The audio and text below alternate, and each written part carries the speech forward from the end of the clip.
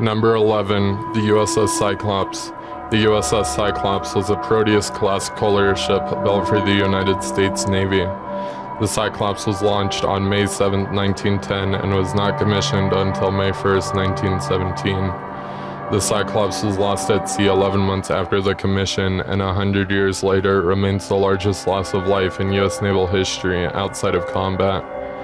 Due to the event taking place during World War I, it was speculated as to if she was captured or sunk by a German raider or submarine, because she was carrying 11,000 tons of manganese ore to produce munitions. Cyclops, the only ship in her class, was engaged in the transportation of bulk cargo from the United States to Brazil in early 1918.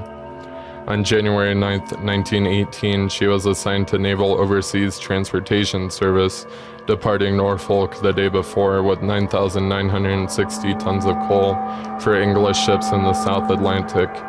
She arrived at Rio de Janeiro on January 28th and subsequently left on February 15th, carrying 11,000 tons of manganese ore, and on February 20th she arrived at Bahia.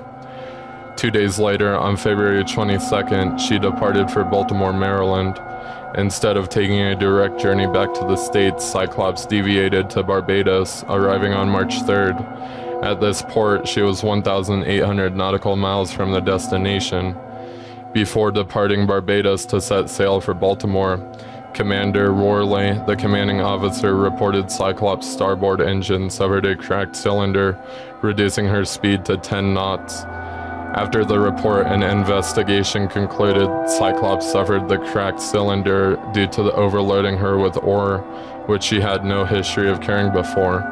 She departed for Baltimore on March 4th and was never seen again. A sighting on March 9th by a molasses tanker, Amalco, was denied by the tanker's captain.